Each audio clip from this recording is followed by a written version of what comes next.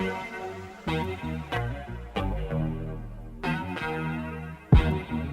next story we're going to do is fascinating to me. I've said this multiple times. I'm a big fan of urban legends. I'm a big fan of local legends. This is a story of an urban legend, a man that people in the area thought was fake until they met him. And more importantly, until he appeared in court. So this story takes place in northwest England in the early 2000s.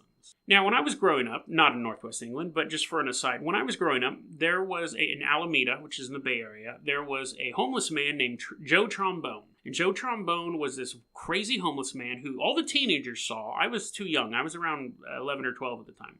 But they all saw him, and what made Joe Trombone interesting is that when you saw him, if you said, "Hey, Joe Trombone, bust a rhyme," he would start rapping on the spot, freestyling the most insane lyrics possible about all sorts of stuff. Now, being able to make rhymes, like disorganized rhyming, is a side effect of schizophrenia, because you're just the way your brain is wired. So if you saw him on the bus, you just say, "Yo, Joe Trombone, drop a flow," and he would just go. He would just start rapping. Now, I always wanted to meet him, never did. He's a local legend.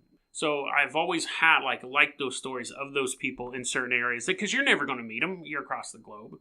And sometimes you never even meet them when you're in this city. So in northwest England, which is a big geographical area, obviously, in the early 2000s, there was a guy known in the area as Purple Aki. So let's get the meaning of the name out of the way right now. Purple Aki came about because he was considered so black, he was purple. He was a black dude, and they considered him so black, he was purple. His real name was Akinwale Arobike. People in town called him Purple Aki. Yes, it's a very, very racist term. He's actually not, when they said that, I was like, oh, dude, this guy must be, super black. He looks like Coach from Left 4 Dead 2. But I guess in that area, where they weren't used to seeing black people, he seemed super black. And when I'm first reading about him, I'm like, this guy's kind of a tragic figure. He's this big, giant black dude. He's 6'5" and 310 pounds. He's living in England. People are referring to him as Purple Aki. As his legend grows, a restaurant started a purple teriyaki burger. His name, Purple Aki, was used in court documents. Nowadays, he's like, "I just want to be left alone, mate. Why you guys?" Because people will follow him around with YouTube cameras and be like, "Hey, Purple Aki, Purple Aki." And he's like, "Hey, I just want to be left alone." So your heart kind of goes out for this guy. People are saying racist things right to his face. People are stalking him. Then you just slightly look into the story, just a little bit more. And this guy all sympathy goes out the window. All sympathy for this guy goes out the window. No, you shouldn't be calling him that. For the rest of the episode, we're going to refer to him as Aki, unless I'm specifically quoting something. So you shouldn't be referring to him as that name, especially in court documents, and that comes into play later. But anyway, so Aki, his claim to fame was, like I said, he was 6'5", he was 310 pounds. He was a bodybuilder. What he would do, what he was known for, and what he admits doing, is walking up to young, fit men, young, muscular men who took care of their bodies and things like that. And he would ask, "Oh, man, mate, look at your muscles, mate. Can I feel them? Can I feel your muscles?" And you'd be like, and this guy was so big and so imposing, they'd be like, "Yeah, sure, feel my muscles." "All right, mate, let me feel them. Oi, they're strong." He would then take out measuring tape and measure your muscles. And you're like, okay, the guy seems a little mentally ill. But sometimes he would walk up to someone and go, "All right, mate, can I feel your muscles?" And they'd be like, and he'd be like, "How's your cousin doing? I know he goes to that school across the street, and I know where you live. Can I feel your muscles?" He was stalking these guys too. He kept detailed records of these men, where they lived, where family members lived, their father's place of work, and he would write down the measurements of the guys. He had a stalking guide. He wasn't this poor, sad sap who was walking around England. He was a stalker. He was a through and through stalker who used his size and his... I just realized this. How does a 6'5" guy stalk you?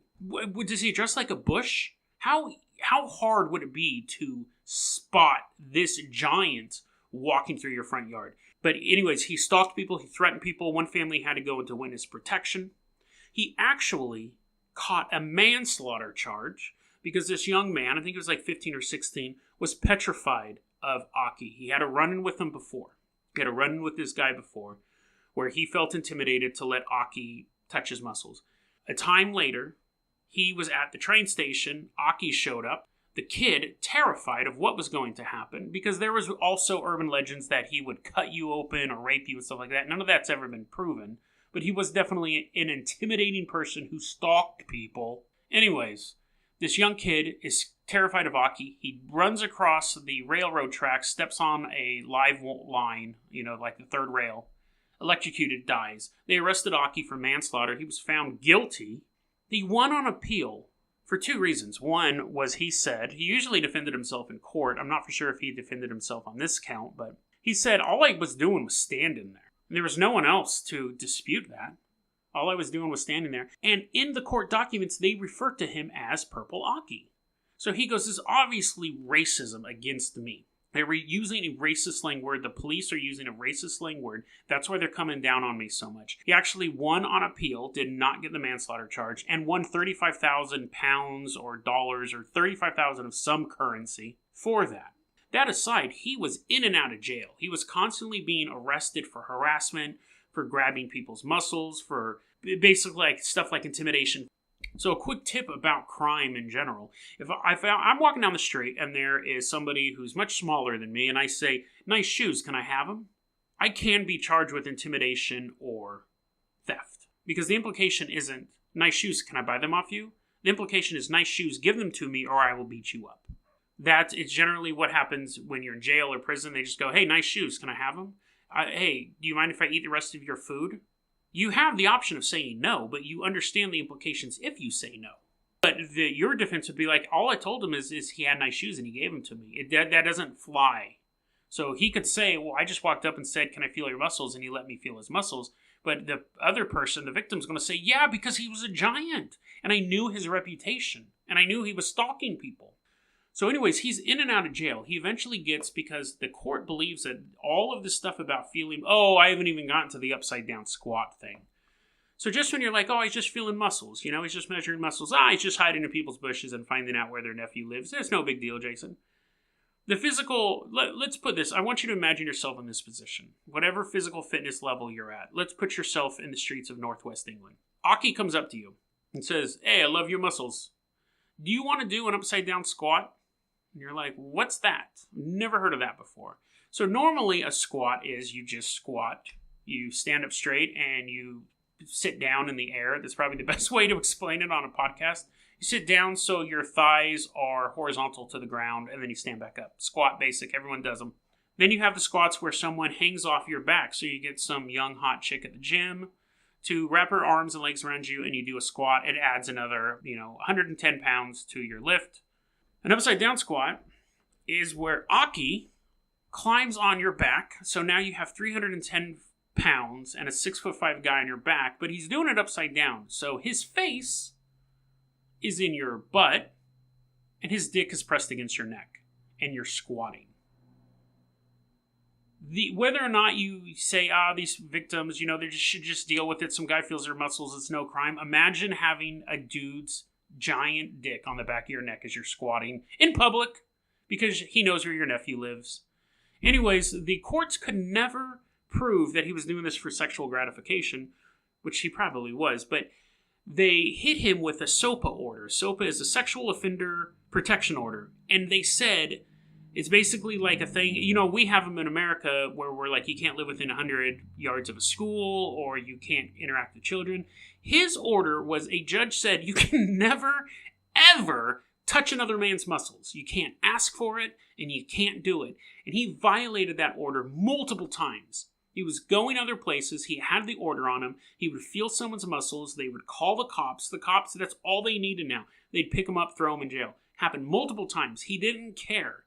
And then all of it got removed. Because his defense that this was a racist witch hunt was eventually believed. The lifetime ban is removed. He no longer is able to be arrested on the spot for feeling someone's muscles unless the person is truly saying, no, I was victimized and stuff like that. because the police had to use that stupid nickname in the police report. They shouldn't have done that. If they hadn't, he probably would have been in jail for the manslaughter charge. He would definitely still have a Sope Order. As of today, if you are a fit young man walking the streets in northwest England, there is a chance that you will run into Aki, and he will ask to feel your muscles.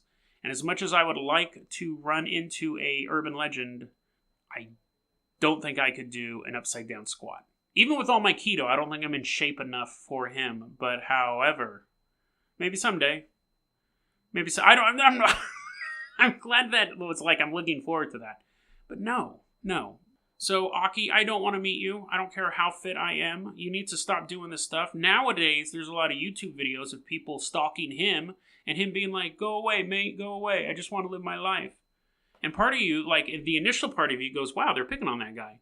But then when you remember all of the stuff he's done to other people, you realize this is his just dessert. You can't really stalk people when you're famous in an entire region. And he's not going to be left alone. He is a meme. Went from being an urban legend, because people didn't believe he existed. The story was so absurd. One bodybuilder would tell another bodybuilder, and they'd be like, that's absurd. And then they would run into Aki, and the legend grew. And then eventually when he got arrested, it was proven that this guy actually existed. And now people hold up signs at soccer games. And like I said, the restaurant has the Purple Aki burger. And he's well known. BBC did a documentary on him, and he flipped out about that as well. So you got your just desserts, bro. You got your just desserts, and they're loaded full of carbs, and it's totally going to ruin your cut. But this is what happens when you stalk people and ask to feel their muscles. I wonder what would happen if someone who was like not super muscular, but was like working really hard, doing go mad, drinking a gallon of milk a day, is walking with their super fit buddy. And Aki is like, just talks to your buddy. I wonder if that would make you like go to the gym and want to hit it more because you know what he's doing. Or would you just be like, I think I'm good here. I think this is the body that I want. The body that makes me invisible to a 6'5" giant. Well, everyone, that is basically season 2, the first episode of season 2 of Dead Rabbit Radio. We're going to keep doing this. I'm having a lot of fun doing it, and I'm getting a lot of great feedback from you guys as well. I featured a promo for another podcast at the beginning. We're going to keep doing stuff like that because I like celebrating other podcasts that kind of have the same vibe as us. deadrabbitradio@gmail.com is going to be our email address. You can also hit us up at facebook.com/deadrabbitradio. You can hit us up on Twitter at Jason O. Carpenter. We also have our YouTube channel, which is Dead Rabbit Radio. It's basically the same thing as the podcast. We're going to be rolling out some new stuff there, though, soon, and I'll let you know what's going on with that.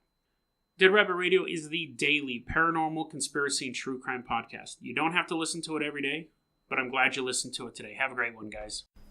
That was a clip from our daily podcast, Dead Rabbit Radio. Dead Rabbit Radio is available anywhere that you listen to podcasts. It's daily paranormal, conspiracy, and true crime news. If you want to hear the full episode that this clip came from, check the link below.